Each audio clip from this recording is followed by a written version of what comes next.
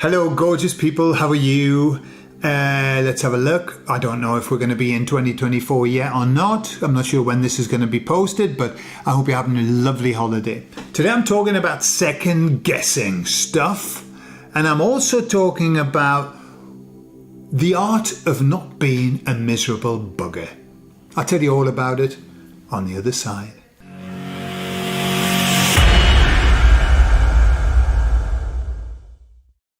So, I was talking to the emissaries about 2023 and 2024, and I was saying, well, I think 2024 is going to be an interesting time. And they said, yes, it's a good word to use, interesting. It's going to be interesting.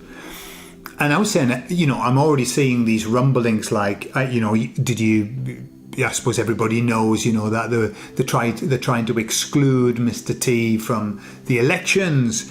And that in and of itself is really big. And they said, yes, well, they're going to do whatever they're going to do. And they said, all that we have to do is trust in their words. They said, trust in the movement of the stars and the movement of the plan. Okay? Trust in the plan. I've heard that somewhere before. They said, whatever you do, don't start second guessing what everything means, what these things mean. We have to become the observers of this, impartial observers, because no matter what we think is happening, and no matter what we think the outcome might be, we don't know.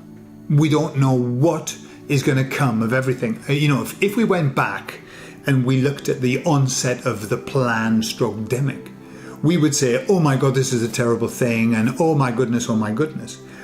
But the outcome of that has been incredible in terms of the Great Awakening. And I'm talking in terms of the Great Awakening. It was pivotal, and it still is. I mean, it still is being pivotal because it isn't over. The repercussions of all of that are not over by a long chalk. Yeah. So they were saying, don't second guess because we don't know. And they were saying, it's better when we see things, it's better to use the I don't know what this means, or this might mean that, but I don't know. Or if we have no idea, many times I just have no idea, then what we should do, and I think this is the most important, they said, just to say, and this will very likely lead to something good. Okay? And that's just letting it out there. We put our positive spin on it. This will lead to something good. And that's it. And, at the end of the day, it will. Everything will lead to something good. They reminded me of the story, of the Chinese farmer who had a horse. And one day the horse escaped, and all of the neighbours said, oh, that's terrible. Your horse has escaped, because horses, it was fundamental. It did all the work on the farm and everything. And the man said, well, maybe it is terrible. Maybe it isn't terrible. Anyway, a few days later, the horse came back, and it came back with something like 6 or 7 stallions that it made friends with, wild stallions. And the man became instantly rich, really. And all the neighbours said, isn't that wonderful that you've been blessed with this? It's wonderful. And the man said, well, maybe it is wonderful, maybe it isn't. And then a few days later, his son, who was trying to break in these wild stallions, was thrown from his horse and broke his leg. And the neighbour said, oh, isn't that terrible? He's your main worker. You're old now. Your son has to work on your behalf. It's terrible that he's broken his leg. What will you do? And the man said, maybe it is terrible. Maybe it isn't. And then a few days later, the king's army comes to the village to whisk away all of the able-bodied men for the war. And because his son had a broken leg, they didn't take him. And all the neighbours said, aren't you blessed? Isn't it wonderful? And the man said, maybe it is, maybe it isn't. And that's where the story ends. But it could go on forever. And I think that's where we've got to be. Maybe it is, maybe it isn't. And it works equally for the things that we see that we think are good. Because we just don't know. in essence, everything leads to the end result. We've got one outcome. So everything that we see is going to lead to good. But in the scheme of things, in the clockwork workings of this plan, we don't know what each thing means. And some things look pretty scary. And yet, we've been there, haven't we? We've looked at things, oh, that's really scary. And then what? And so I think it's more about fear than anything else. And all that we need is the balls to wait this out. That's it. We need the balls to wait it out. And it might get bloody uncomfortable, but we still just need the balls to wait it out. So, this is what I was going to finish with. My theory about happiness and my theory about being a miserable fucking bastard. Okay? So, what happens is this. You've got the realists in this world.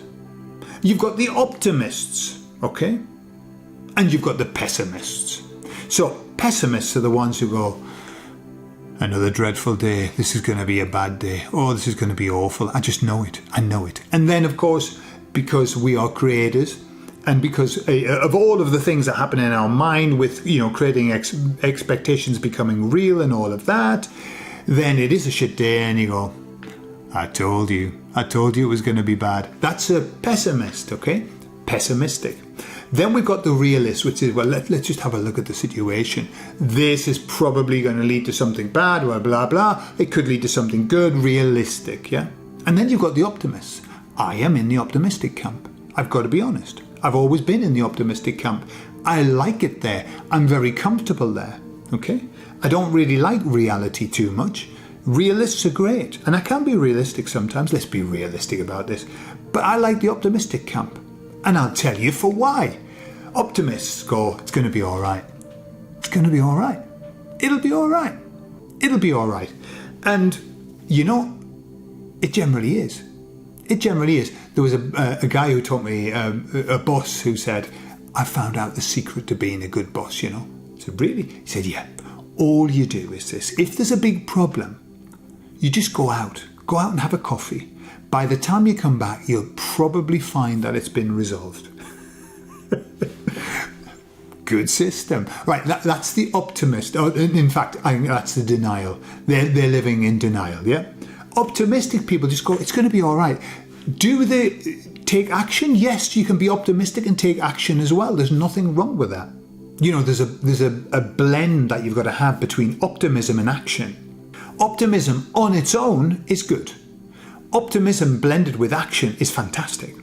Because you expect good things to happen and you do things to make those good things happen. So what a combination. What a combination. It's the opposite number of pessimism, where you expect bad things to happen and then you self-sabotage yourself to make them happen. Well, optimists, they expect good things to happen and then they sabotage themselves, but in the positive way, to make it happen, okay?